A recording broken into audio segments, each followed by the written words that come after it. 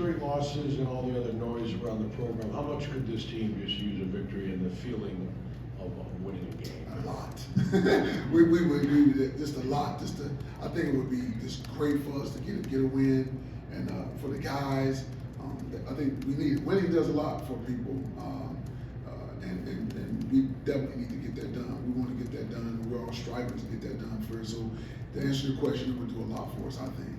And the guys, because the guys they're still working hard. You out there, enthusiasm and energy on today at practice this morning, and so it's just I just want to see it for them. I really, really do see it get a win for those guys.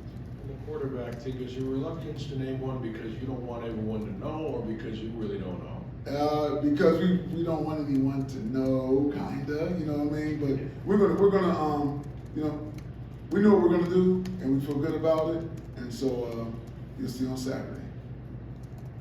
Thanks, Bill. Kind of looking back to the Iowa game when you got to parse through the film on both sides, what were maybe some of the deficiencies that you saw beyond maybe the quarterback play? And with the defensive side, how did they look when you watched it back in terms of getting the 3 downs and doing the things that you needed to stay in the game? Well, they looked good. It looked like what you saw going in, with the naked eye. When you reviewed the film, there were some opportunities on defense where picks. I can see Malik and I can see Cal. I mean, opportunities, and we talked about going into the game. There are going to be opportunities. We got to take advantage of those opportunities, and we did on some. I mean, obviously, Angelo Gross had a great interception, touchdown for Cal. Ball pops out when Simeon Barrow knocks the ball out, and Cal runs it for a touchdown. Awesome, but you're never satisfied. All right, now Cal catch the interception. Now Malik catch the interception. Those type of things would have contributed to us winning the ball game as well. And so, got to take advantage of all opportunities when they present themselves. I was wondering what you thought of the run game, kind of moving forward as it's been building with Nathan continuing to get the bulk carries and over 300 yards for a third time, I believe, this year. I love the run game. I mean, I'm still old school in that way that you have to run the football and then stop the run. That's still football. I know a lot of people don't think that because of people slinging the ball around, but you still have to run the football and stop the run. And so the way we're running the ball on offense and all that is outstanding. We just got to, like we said, the turnovers. We have to cut down the turnovers. We do that, we win the previous 2 games actually, because we outgained the yards and time of possession and all of that stuff. But the turnover battle is what got us. And so we have to stop creating turnovers and start creating turnovers on defense and stop giving them up on offense. Maybe going off that a little bit, I guess, but after the last couple of games, you've talked to us about some of those discipline things and that have cropped up. I'm wondering, with the bye week, a little extra time, how were you able to sort of drill into that, and what sort of thing, whether you did something new or harping on the same things, just how'd you address that with a little extra time? Well, we had reps at practice, and so last week, when we get a penalty report after practice, and so we started stressing that in the team meeting. If you were on the penalty report, you put up on the screen in the team room like your name, and then you had to stand up, and we had the definition of the penalty. They had to read out loud what the false start and what a false start means, and they had to do 10 push-ups in front of the whole team in the team meeting. So that's something to put more emphasis on it that we're starting to do, and we'll just anything to try to help. So we're gonna do that, continue to do that. Hopefully that helps, and then whatever that doesn't, we'll just find something else to do. But we definitely have to stop doing that. I have to cut down on the penalties and beating ourselves. And that's what we've been doing the last couple of games. I wondered if you took any time during the bye week to reevaluate. I mean, it's been a whirlwind of 4 weeks for you. Sure has. Just to reevaluate or get away from it, or does a coach never turn it off at this time of year? Well, because we're not recruiting on Friday. We're not recruiting on Friday. So really Saturday was the day to kind of kick back a little bit, hang out with my wife. But you're right. That was the most downtime I had was Saturday to think about it a little bit. And I had, Coach D'Antonio had called me earlier in the week and just said, just think about what's going on with you, man. You just thrown right into it. It wasn't like you got hired in December or January, had 9 months to build up to the season. And I never even thought about it until he said it, because it was just go. And I'm not an excuse maker. So it's like, go, okay, this is what we in, let's go win, let's go beat Washington, let's go beat everybody, right? But when you get a chance to sit back and think about it a little bit, you're like, okay, I see what the situation is. Let's learn from it, and then let's get better from it. So I told the guys, today it's 7 weeks to go. Let's execute in everything that we do, on the field and off the field. Going to class, being on time to class, going to tutors, all of that, because that stuff ends up showing up on the field. Being on time to meetings, everything that we need to do, eliminate penalties. And so that's where my mind went, trying to help us just finish strong these last 7 games. So we're 0-0, we got a clean slate. Let's go 0-0 right now, clean slate. Let's go knock these next 7 out with everything that we have. Let me guess, you still watch football Saturday? Of course. I'm crazy like that, but college football is fun to watch, and you see things that people are doing, and this is fun to watch. I love football, and that's how it is for me. Yes, absolutely, I did watch some football. I watched the Equalizer 3 too. I like Equalizer movies. Kind of similar along those lines, I'm wondering particularly the way that Iowa game transpired and the loss against Maryland.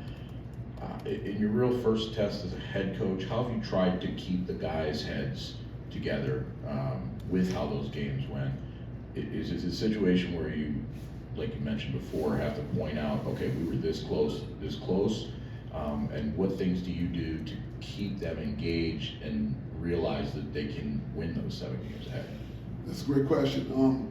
Showing them how close we are. They see it for themselves, and so you show certain points in the games where, look, they just kind of shaking their head like, right there. They can see it for themselves, and you just keep showing them over and over, and you're hoping that it gets sunk in so much so that when those times come in the actual game, the next game coming up, that they're, remember this, okay, let's go, and they're reminding each other, they're coaching each other up on things, and let's not beat ourselves, let's execute, let's focus even more.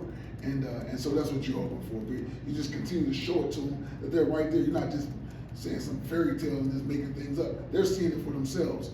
Yeah, we are right there. We're right there. And so that's why they keep believing and keep trying and keep giving everything that they have. Do you worry about a checkout factor, having a week off after that, or do you feel like they have a revitalized focus? They're revitalized. After seeing today's practice, revitalized.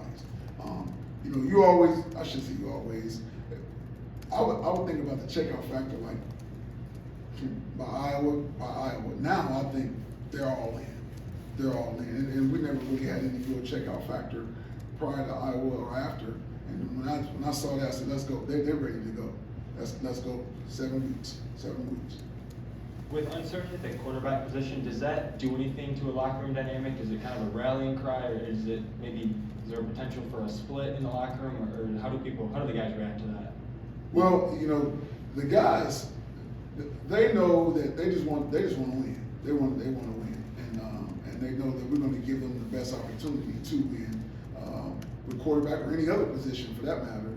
And so, they all are teammates, and they all root for one another, and they all know that best players play, and we're all competing every day for our jobs. So I don't think there's a split in the locker room or anything like that. Guys just want to win football games. That's really all that boils down to, and it doesn't just boil down to the quarterback either.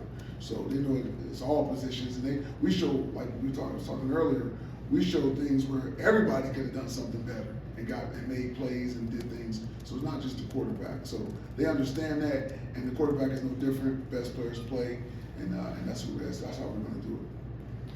Harlon, over here, a couple for you. Is everybody, you mentioned the guys are sort of all in, or is anybody else jumped in the portal or notified you that they don't want to be a part of the rest of the season since the Iowa game?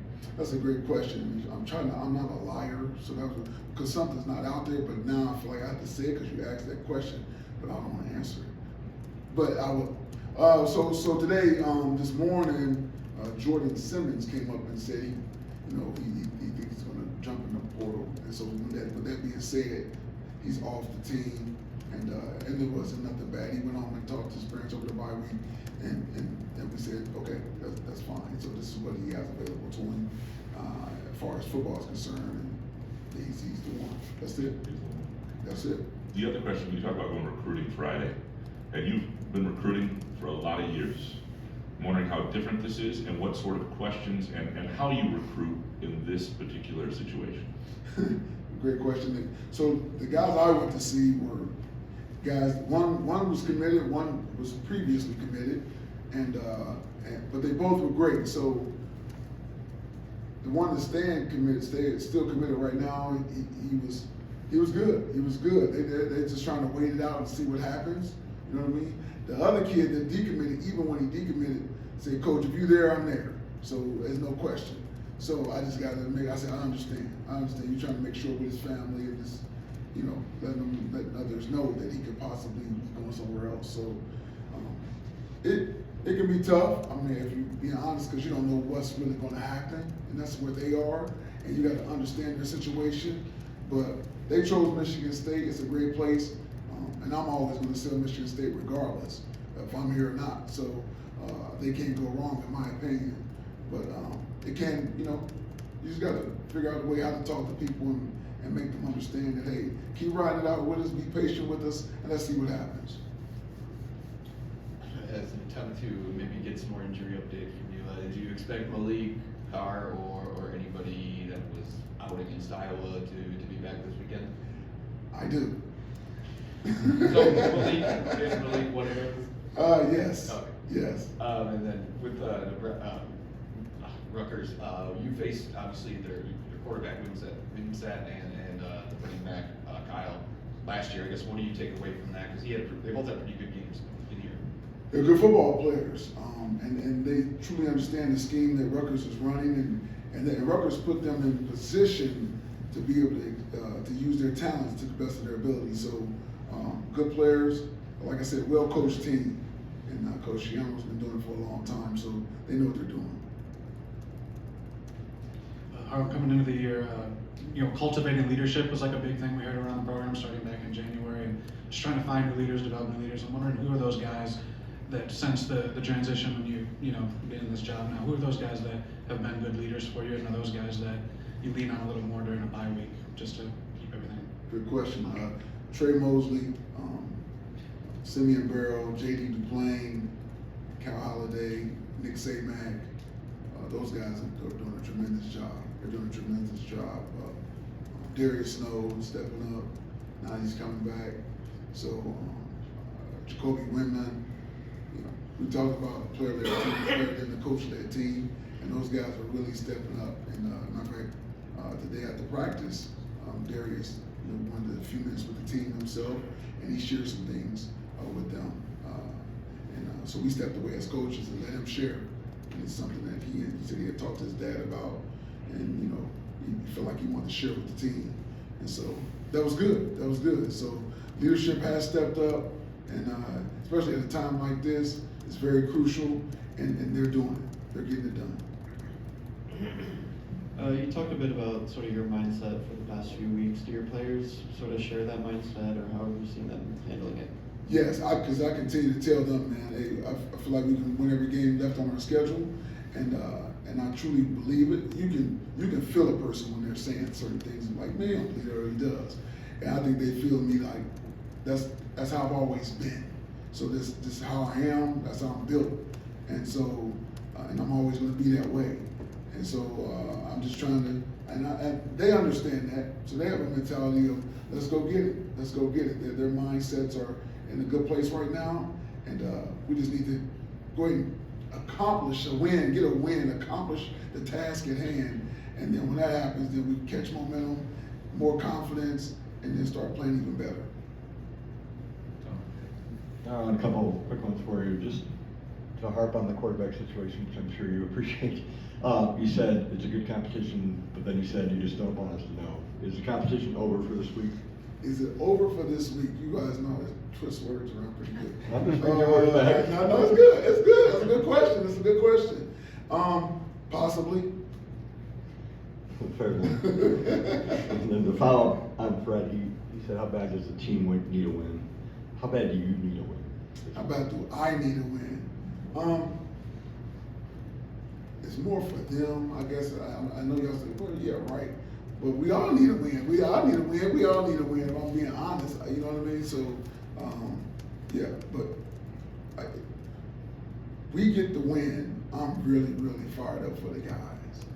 You know, I'm second, third dairy, if you want to say secondary, third dairy, fourth dairy. I'm down there, but I would be really excited for them, for sure. You mentioned Jacoby. I guess there's a couple questions with him. One, can you discuss his injury that he's out for the season now? And two, what is his future? Because I think he has an extra year of eligibility left. Would he be able to come back next year for you? Or has he discussed his future? That's a great question. No, we haven't really gotten to his future, talking about his future moving forward. We know he is out for the season, tremendous young man. He's a good dude. Some guys are just good people. He's a good dude, and he truly cares about his teammates. So wish him nothing but the best, and we love him still being around. Like I mentioned him as a leader, he's still around trying to help out as much as he possibly can. So we're glad that he's here.